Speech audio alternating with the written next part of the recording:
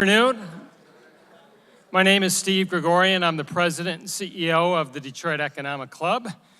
Welcome to today's very special meeting exclusively for DEC members and their guests.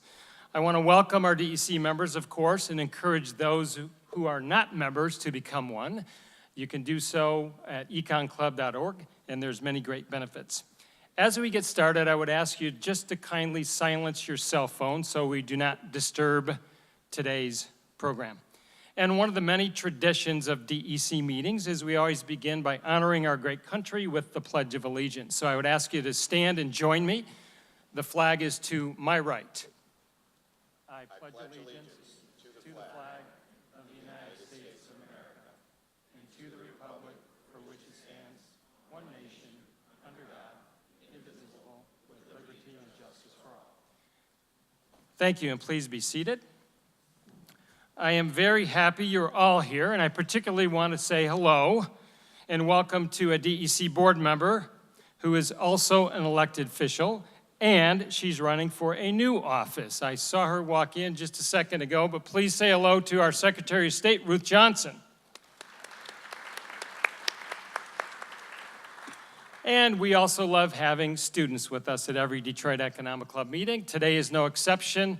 We've got 3 groups from high school and 1 from university, and they were lucky enough that they got to spend some time with Attorney General Schuette in a little private reception. So I want you to know that today we've got students with us from Catholic Central High School in Novi, 2 groups from Madison High School, and then also right here in Detroit, Wayne State University. So why don't we give them a greeting and say hello and thank their sponsors.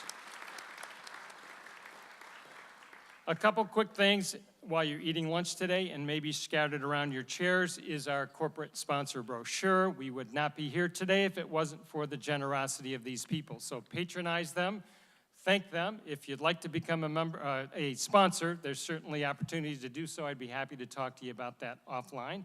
Also on your table is upcoming programs, our season lineup. And if you looked at your email this morning, we're extremely honored that we were able to host Governor Snyder on November 9th, just 3 days after the election. It will be his exit interview.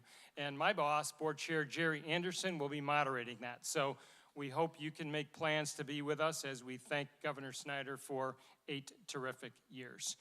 Also, we've got some more Young Leader programs coming in November. And then if you're into automotives and you want to hear from the CEO of Toyota North America, we've got Jim Lentz coming on December the 5th.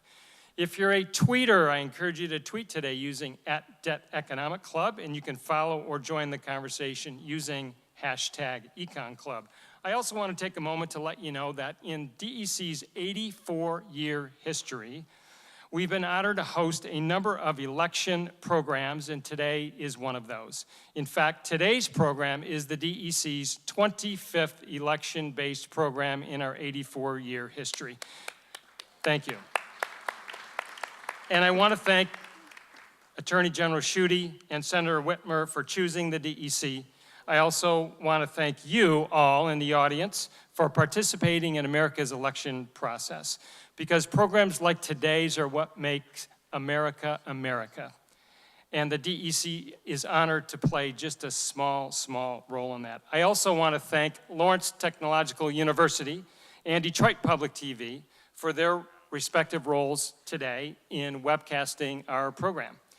And so now let's get this thing started. It is my extreme pleasure to turn this over to our moderator.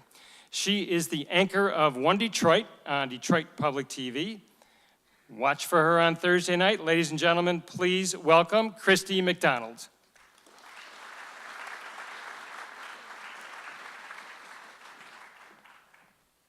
Thanks so much, Steve, and good afternoon, ladies and gentlemen, to all of you. I have the honor of moderating today's program, where you will hear separately from each of the 2 leading gubernatorial candidates who hope to become Michigan's governor for the next 4 years. We've heard Bill Schuette and Gretchen Whitmer answer a lot of questions in the last few months, but today, all of the questions that are going to be asked of them came from you here in the audience. And we have purposely focused today's program and issues that are important to the business community. So, all right, before I bring the candidates out, I want to take a moment to introduce our participants and share the program rules so we are all on the same page. First, two very important people to today's programs, the timekeepers. We have two of them. Please say hello to a very frequent DEC member, J.R. Hassano of UBS, and Matt Vallant. All right, and here's how the program is going to go. Candidates will be given 2 minutes for their opening statements, and thanks so much to the audience members who submitted the questions to the DEC. I will pose your questions, and we've broken them down in 6 subjects. Each candidate will be asked the same question, and each candidate will have 2 minutes to respond to those questions. Candidates are not permitted to bring in notes to the podium, but they do have notepads to take notes if they would like. All right, now that we have the rules and we're all ready to go, let's meet our first candidate. Bill Schuette is the 53rd Attorney General for the state of Michigan and is running for governor as a Republican. Bill was first elected as Attorney General back in 2010. Schuette is the only Attorney General in Michigan history to have served in the executive, legislative, and judicial branches of state government. In addition, Schuette served as the 2015-2016 chairman of the Republican Attorneys General Association. Ladies and gentlemen, please welcome Attorney General Bill Schuette to the stage.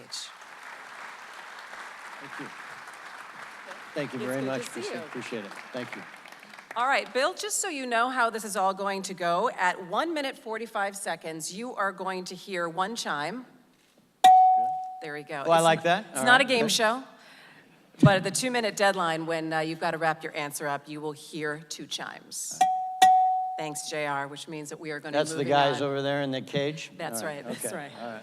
Good, good. That's how we know to move on to the next question. But before we get to the questions, go ahead. You can start your 2-minute opening statement. Well, great. Listen, thank you, Christy, and thank you, everybody here at the Detroit Economic Club and members and friends and family members of being here today. I've looked forward to it, so thank you very much. You know, I'm in the middle of this incredible experience of running for governor.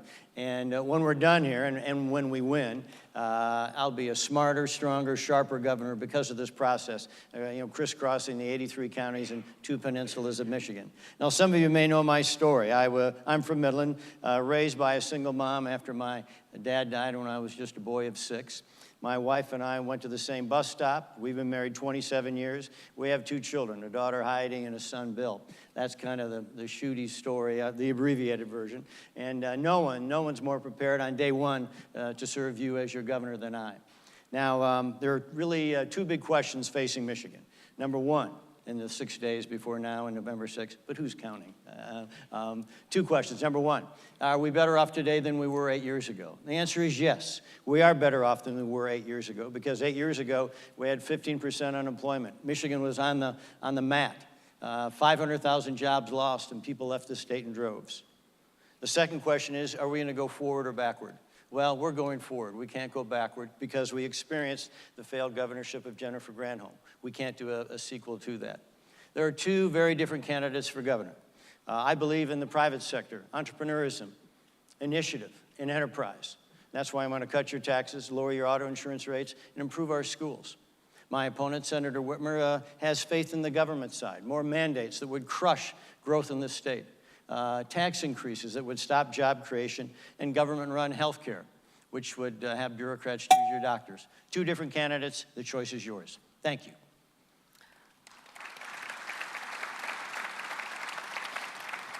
All right, let's go ahead and get to the first question. When we ask the audience for questions, we receive the most response on the topic of education, especially when it has to do with the success of students in the future workforce. So we're going to take 2 points on education, K-12 and higher ed. So here we go. How would you work with the Michigan Department of Education to turn around schools consistently falling behind on scores?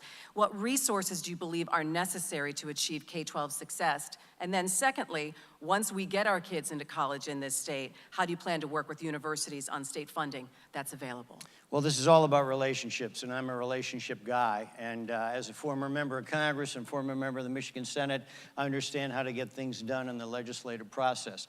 Now, I think our focus on education ought to be on outcomes. I went to public schools, so did my wife and our 2 children.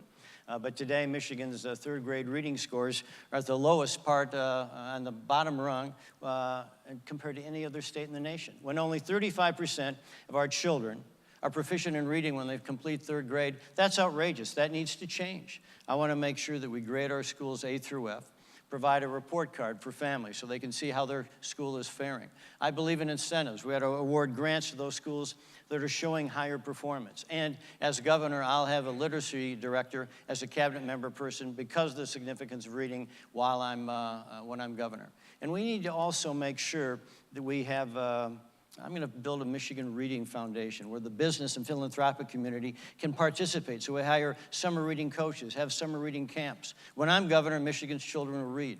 The focus on, I think, on outcomes in K-12 has to be the standard for Michigan.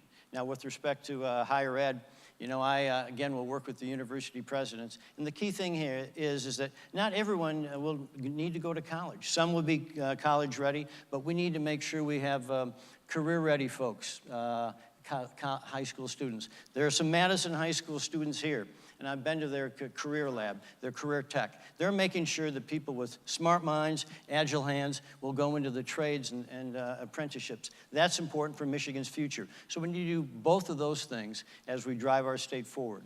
Let's make sure we learn from, we didn't win HQ2 or Foxcom. We need to make sure we have better schools for Michigan's future. Thank you. All right, let's move on to healthcare. We received a number of questions along this line. How will you help protect Michigan residents' access to quality healthcare and prescriptions, particularly those with chronic and costly conditions? And secondarily, what kind of programs would you support to tackle mental health issues and the opioid epidemic affecting the workplace? Those are three big elements. The opioid crisis is real. When we have more prescriptions issued for opioids than people, we know we have a problem. As Attorney General, I've cracked down on the pill mill docs and have a special unit to crack down on the heroin dealers as well. When you meet someone who's caught in the grip of addiction, it's a real problem. So the resources for opioids and mental health are important. Now, with respect to health care, listen, accessible and affordable health care is important for every single citizen of this state. Healthy Michigan is the law. It's here to stay. I want to make sure that we provide that for people across the state and cover pre-existing conditions. I've done that as a state senator, voted for protecting pre-existing conditions 6 separate times.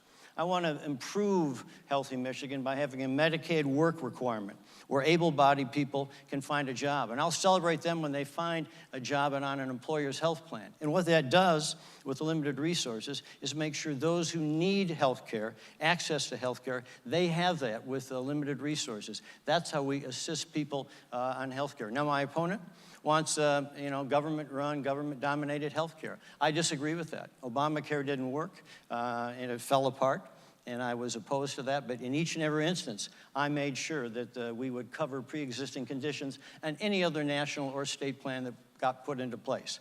So accessible health care for Michigan is part of our responsibility as we go forward in the future.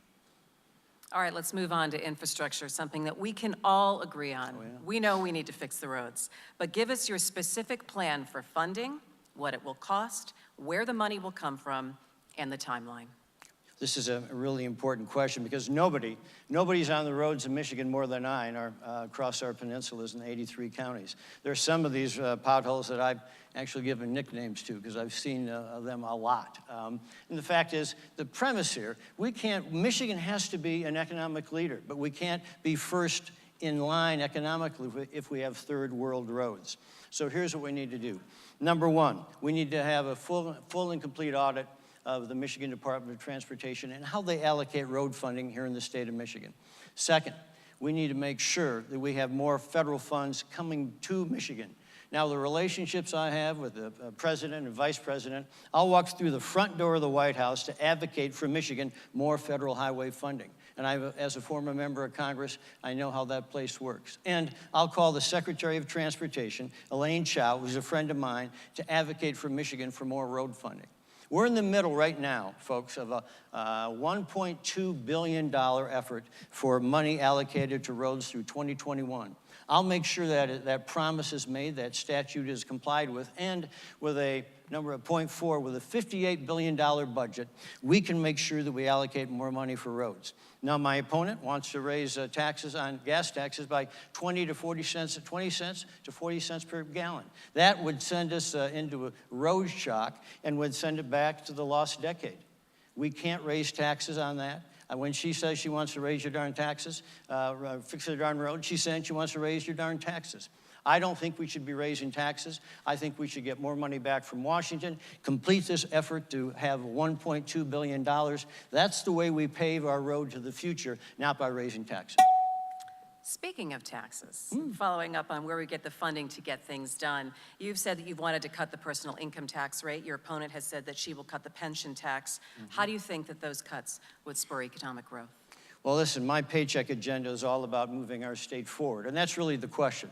We need to go forward, not backward. I want to eliminate the pension tax because we need to be a state where we're attracting people to come here and to stay. And with respect to the income tax, listen, there was a tax passed in 2007. It was the Granholm-Whitmer income tax increase, and that has cost Michigan families $8 billion. $8 billion since it was passed. That'll be put in the private sector, in people's pockets, in businesses, instead of in government. You know, everyone talks about cynicism in government and all of that. Well, you know what? We had to keep promises. We had to keep our promises. When we have a temporary income tax increase, we ought to make sure it is only temporary. And so I will eliminate the Granholm-Whitmer income tax increase and put more money back in people's pockets. It's important we do that. And listen, what we need to do is make sure that we compete with states all across America. And other states that are growing faster than Michigan have lower taxes, more relaxed regulations, and they have more people. I'm running for governor because we need to make sure we grow Michigan. It's not sustainable if we have a graying, aging population. We need to bring people to Michigan, and I want us to win and compete. And listen, if you want me to manage Michigan's decline, I'm not going to do that. I want to encourage our growth so that Michigan is a growth state, a job state, and a paycheck state. And the hand-wringers who say you can't raise taxes or can't cut taxes, all that does is mean that we'll be a smaller, less competitive state. We need to cut taxes if Michigan's going to grow and win. That's my philosophy, and that's in contrast to Gretchen Whitmer's approach of more taxes, which would crush job creation, and it would be reminiscent of the failed governorship of Jennifer Granholm. All right, let's move on to Great Lakes issues and clean water. The recent UN report issued says the world faces serious threat from climate change. Where do you stand on this issue? And also, what do you think is the best solution to the Line 5 pipeline, regardless of cost? Well, listen, number one, climate change is real. Climate change is real in all countries, not just the United States, but the LDCs, the less developed countries, need to participate as well. And that means all nations in this world need to make sure that we reduce CO2 emissions. With respect to the Great Lakes, environmental issues, all of us have a stake in Michigan's future. Whether you like to fly fish as I do, or whether you want to see a sunset on Lake Michigan or a sunrise on Lake Huron, stewardship and that responsibility is, etched in our DNA. I believe that the approach by Governor Snyder of having a tunnel, which would provide visual inspection between that 4.5 miles of the Straits of Mackinac, is a good approach. And with respect to the environment, I'm one of those who said we cannot have Great Lakes diversion of water, and also that our discharge levels in shipping in our Great Lakes, we need to have the higher Michigan standard, not the lower national standard. So I'm an advocate for making sure our discharge rates are tough and making sure that we don't have diversion of Great Lakes water. And I'm the guy who made sure I took on the Flint investigation to make sure that there's justice and accountability for families of Flint. And Flint's all about justice. And Flint's all about making sure that there's accountability. I took an oath to enforce the law in Flint, and I know people in Flint now that only drink water from a plastic bottle. And I make no apologies to anybody by standing up for the citizens of Flint to make sure that justice is delivered. And I've done that as Attorney General. I'll continue to do that as Governor. All right, we'll move on to the last few questions that have been put to us about jobs and talent in the state. Michigan, as you know, is in a fierce competition to attract and retain not only jobs, but the talent to fill them. How does Michigan compete? And when technology is changing so fast, how do we train for jobs of the future? Well, the issue of talent is really about how we grow our state. And we need to have a bigger, deeper, broader pool of people. And for us to grow and for us to succeed, we need to make sure that our state attracts a diverse workforce and we have more people coming to Michigan. In contrast to some states, Michigan, we're not growing sufficiently. You look at, and I reject those who say all the jobs are going to be in Tennessee or Florida or the Carolinas or Utah or Arizona. We need to make sure that Michigan is a growth state. And the best way to review this is, that we once had 19 members of Congress in Michigan. After the next census, we'll have 13. That means other states are growing faster than we are. We must make sure that we compete and win with other states. We need to make sure that we lower income taxes, and we need to cut auto insurance rates. I was at a parade in Madison, over in St. Clair Shores, and a guy came up to me twice in the parade, grabbed me by the shirt. He was relatively polite, but he made his point, okay? And he said, Schuette, you got to cut auto insurance rates, and talked about the fact that his daughter's not moving to Michigan because of the fact that auto insurance rates are so high. So we need to drive that down, and we can't have barriers to entry. We need to make sure that our tax climate and our regulatory climate is second to none so that Michigan succeeds. And again, I want to be known as a jobs governor, and I want to be judged. Are we adding members of Congress and adding population? I'm not going to manage Michigan's decline. If you want someone to manage Michigan's decline, I'm not your guy. No, I'm not encouraging that, but I want you to know my attitude is about growth and jobs and paychecks for Michigan. And now my opponent's economic policy, it's extreme and would drive people out of this state. I want to have growth and jobs. And that is going to end our Q&A session. Ladies and gentlemen, please give a round of applause to Bill Schuette. Thank you very much. I appreciate it. Thank you so much. Thank you so Good much. to see you. Thank you very much. Thank you, folks. And now it's time to introduce our next candidate for governor, Gretchen Whitmer. Gretchen Whitmer is a former prosecutor, Senate Democrat leader, proud lifelong Michigander, and running for governor as a Democrat. As Senate Democrat leader, Gretchen was the first woman to lead a caucus in the Michigan Senate. And following her service to the state, Whitmer taught at the University of Michigan and Michigan State University. And in 2016, Whitmer stepped up to serve as the prosecuting attorney of Ingham County. Please, ladies and gentlemen, welcome Gretchen Whitmer to the stage.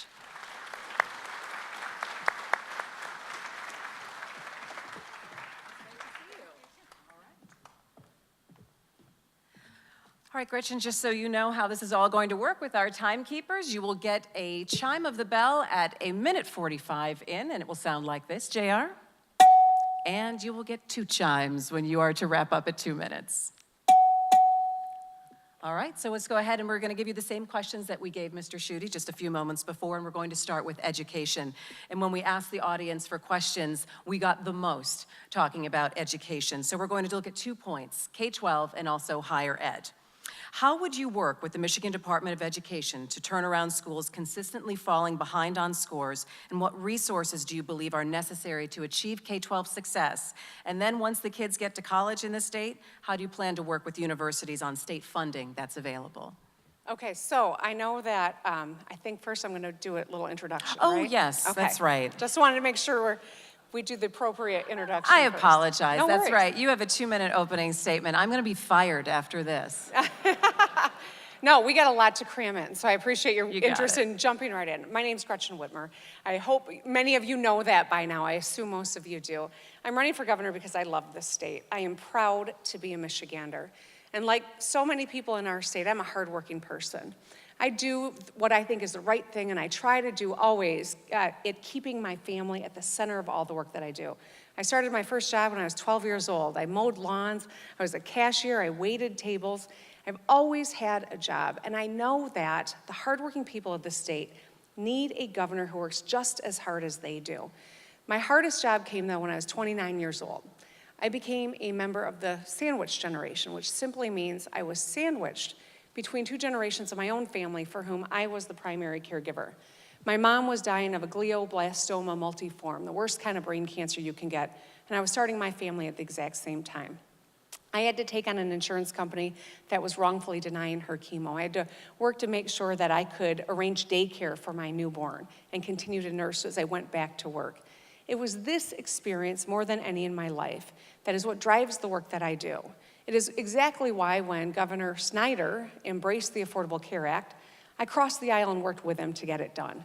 I knew, despite the fact that his party controlled both the House and the Senate, there was no way he was going to be able to get it done without my help. And so we worked together and expanded Medicaid, and 680,000 people in this state got health care because of it. $2.3 billion to our economy. We have all benefited directly or indirectly because of that work. And I tell you about that part of the work that I've done so that you know how I look at the world and what I think we need to do as a state. We need a governor that can build coalitions that solve problems.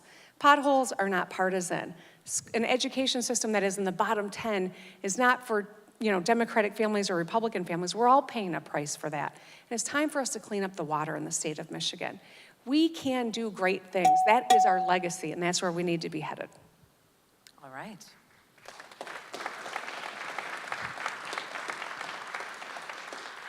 So we will go back to that question on education. I'll just refresh you. How would you work with the Michigan Department of Education to turn around schools that are consistently failing? What resources do you believe that we need to use to improve K-12? And then once those kids go on to the university in the state, how would you work with universities in terms of what funding is available for them? So I have two daughters who are in the public education system right now here in Michigan. They're high schoolers, 10th grade and 11th grade, and we're starting to think about what they're going to do when they graduate, like a lot of families are. And like a lot of families, I'm worried about the cost of a higher education degree. I know that our education system, which was once the envy of the world, is now the bottom 10 in our country. And it's not because of the hardworking, dedicated people who go into education. It's because we've had leaders who haven't made the appropriate investment in our kids' education. One of my most fundamental disagreements with the governor, with the Democratic governor with whom I served, was about education funding. During her tenure, money was taken out of the school aid fund and put into the general fund to backfill holes. It was precedent setting, and my fear was that it would be the example of what future governors would do. And sure enough, $3.5 billion has been taken out of our public schools to backfill the general fund. And we've seen our rankings fall further and further behind. Our kids deserve better, and that's why as governor, I'm gonna make sure that no dollars are taken out of the school aid fund. That means we could put almost $800 million annually back into K-12, wraparound services for our youngest learners, to making sure that our kids are literate, not punished for not being able to read at the end of 3rd grade, but have the tripling the number of literacy coaches so that every child is reading by the end of 3rd grade. That measurement is so critical. Prisons are built based on literacy rates. Your lifelong trajectory in health and wealth is determined based on your ability to read at the end of 3rd grade, and we're getting it wrong here in Michigan. But another thing that we've been doing wrong is not investing in higher education. For the longest time, we've been telling people the only path to a good life is a 4-year degree, and then we made it impossible for young people to pursue that, coming out with crippling debt or an all-out barrier for people to pursue that education. And that's why my Opportunity Scholarship, that is a part of my economic plan, is a serious effort to make sure there's a debt-free path for everyone into a 2-year degree, or bringing down the cost of a 4-year degree, or a path in the trades, because everyone deserves a path to a good paying job in the state. All right, let's move on to healthcare and the questions that we received there. How will you help protect Michigan residents' access to quality health care and prescriptions, particularly those with chronic and costly conditions? And then what kind of programs would you support to tackle mental health issues and the opioid epidemic affecting the workforce? Well, you heard in my opener, one of the things that I'm most proud of the work that we've done here in Michigan in the last 8 years, and that I played a role in, was expanding Medicaid. There's no question that getting 680,000 people in our state covered has benefited every one of us. 30,000 new jobs, and I already told you the other numbers, but this is something that has really improved the quality of life for people. I have met people across our state. I've been into all 83 counties. I did that before the primary even, because I know this. This is not a state with red counties and blue counties. It's a state full of 10 million people who need a governor who shows up, who understands what the issues are that different people are facing, and wakes up every morning ready to roll up her sleeves and get to work tackling those issues and building coalitions to do it. Healthcare is something that is on the front and center of so many people's minds. They're grateful that we've made these strides, but we've got more work to do. First and foremost, we need to protect Medicaid expansion and make sure that we don't see any efforts to roll it back. The Attorney General has filed 9 lawsuits to repeal the ACA, which would eliminate coverage and protections for people with pre-existing conditions. That's the wrong thing to do. We need to continue to work to expand access. And mental health and opioid abuse are pieces of public health in Michigan. We need to get serious about opioid crisis in this state. Addiction is not a moral failing. It is a disease. And we need to stop shaming people who have addiction and make sure that they have the wraparound supports, whether it is through mental health support or addiction support, so that people can manage their diseases. There are more prescriptions for opioids in this state than there are people who call this state home. And that's why a statewide database is critical to getting this done, that is updated and maintained. And on mental health, we've never recovered from the Engler years here in Michigan, when he devastated mental health system in our state. We need a mental health director at the cabinet level, which is something that I am absolutely committed to and will make a reality. All right, let's move on to infrastructure. Yes, we all know we need to fix the roads. So give us your specific plan for funding, what it will cost, where the money will come from, and the timeline. I've never speed dated, but I imagine this is what it feels like. We are rolling through this very quickly. So it's not just fixing the roads. We need to fix the damn roads. I know you've all heard how I talk about the roads, and it's not because that's the language I alone use. Trust me, I've talked to people all across our state. They're frustrated with a government that doesn't get the job done, especially when it comes to roads. You know, the average Detroiter is paying over $800 a year to fix their car. The average driver in the state outside of Detroit is paying over $500 a year to fix our cars. I've replaced 2 windshields and 2 tires in this campaign, and I can tell you it would be a lot cheaper if we actually fixed the roads the right way, which is why I've introduced a Rebuild Michigan Infrastructure Bank. It would ensure to taxpayers that every dollar actually goes into fixing the roads. 2, we would do it smarter, meaning when we rebuild a road, we use that as an opportunity to upgrade our electrical grid, to lay the conduit, to get all communities connected to high-speed broadband, that we use the right mix and materials, and we fix the water infrastructure underneath the ground as well. We have dozens of communities that cannot drink their water right now because of old infrastructure or because of PFAS that is leaching into our drinking water. This is the most important crisis we're facing right now as a state because we've got millions of homes that can't drink their water in the Great Lakes state. But if we're going to maintain our edge in mobility, we can't have roads that are downright dangerous or are returning to gravel. We can't have vast pockets of space that don't have access to the internet and high-speed broadband. These are crucial to us maintaining our edge in mobility in Michigan. And so it is an economic investment. It is about the safety of our people, and it's about making sure that Michigan's competitive. One last thing, I talked to a woman the other day who, in the midst of having an aneurysm, her ambulance took a 10-minute longer route to the hospital. So I want you to think about the health consequences, how we are endangered because our infrastructure is failing. I think that was one of the most powerful stories I've heard on the campaign trail. If your ambulance takes a longer route when you're in the midst of an aneurysm, this is a life and death issue, this infrastructure problem. All right, well, so following up on funding and how we pay for things, let's talk a little bit about taxes. Bill Schuette says he wants to cut the personal income tax rate. You have said that you will cut the pension tax. How do you think these cuts would spur economic growth in Michigan? Well, the pension tax is about $300 million, and it is a tax that gets smaller and smaller as you know, people don't have pensions any longer. I mean, they're not as numerous, and so it is a bill that gets smaller with time. Here's the thing.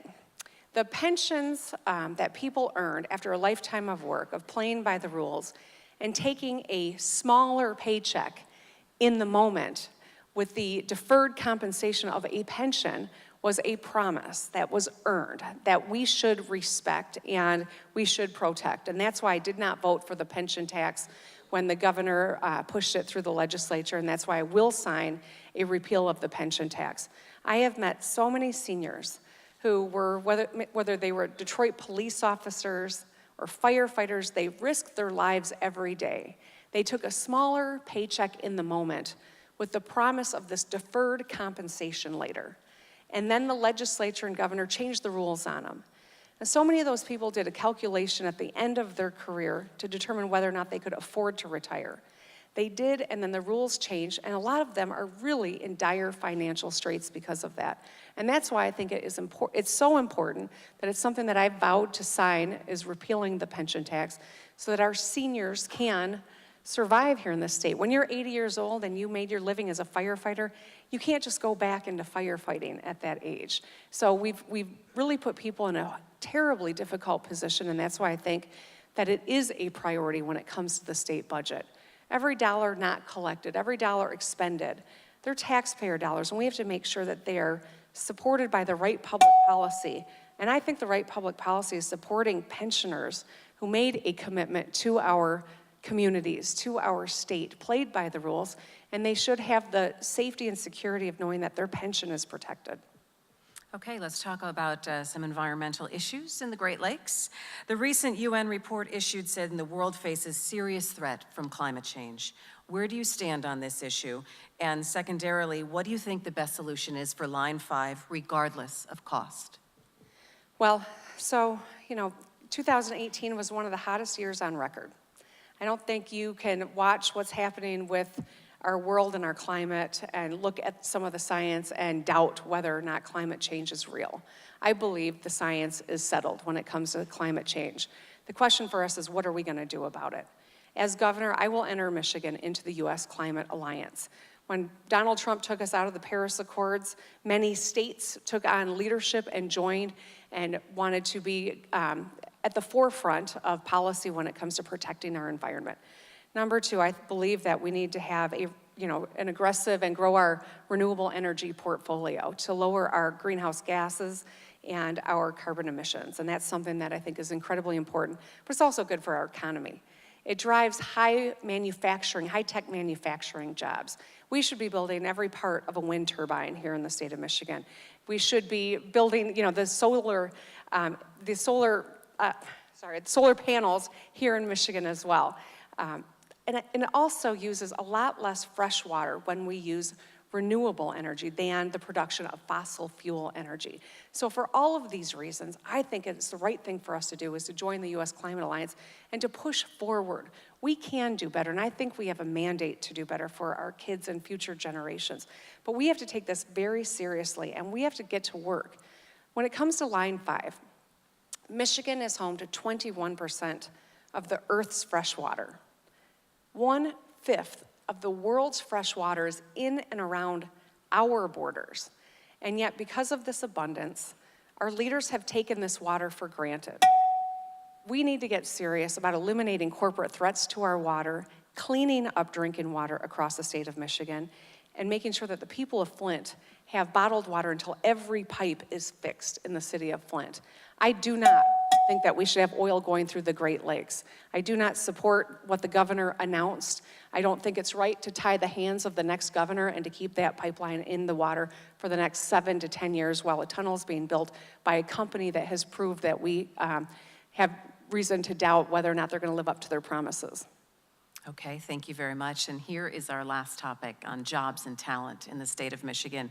Michigan, as you know, is in a fierce competition to attract and retain not only jobs, but the talent to fill them. How does Michigan compete, number one? And number two, when technology is changing so quickly, how do we train for jobs of the future? I think this is a great question. We know that Amazon didn't keep Michigan in the top 20 for their HQ2, citing, of course, talent, transit, infrastructure. These are the fundamentals. I think this is why there's so much opportunity for us here in Michigan, because we recognize these are the fundamentals. I'm proud to have the support from labor unions to the Detroit Regional Chamber of Commerce, Republicans and Democrats. We have to work together to mend this skills gap that we have here in Michigan. There is no question that when a four-year degree is out of reach for so many, that we're not going to have enough four-year degree holders. There's no question that we need people to go into the trades across the state. There's some great local stuff that is happening here in Detroit, but we need a statewide strategy so that every young person graduating from college is on a path that leads them into a high-wage job. There is dignity and integrity in all paths, but young people don't know about what's available, and that's why my Opportunity Scholarship is something that is a critical piece of that, but it's also why I think we need to ensure that there are opportunities towards certificates in high school, that there is a curriculum that supports it, that we have a mindset of cradle to career education, and that we ensure that every child, whether they are in Detroit or Marquette or Grand Rapids, has access to those things, as well as people who are later in life who've got to reinvent themselves or want to get into a higher wage job. I met a young man in Grand Rapids not long ago, and he wants to be an electrician. There is a dearth of electricians across our state, and you can make a really good living as an electrician in any community in this state. But he didn't have the money to go forward with a community college training. He needed $6,000. That's all he needed. This is the small kind of investment that would get someone into a workplace, into the workforce in an area that we need people to pursue and that pays well, like $70,000 to $80,000 a year. These are the kinds of connections that I'm determined to make as governor, so everyone has the skills to make a good living in this state. And we will have to leave it there. Ladies and gentlemen, Gretchen Whitmer.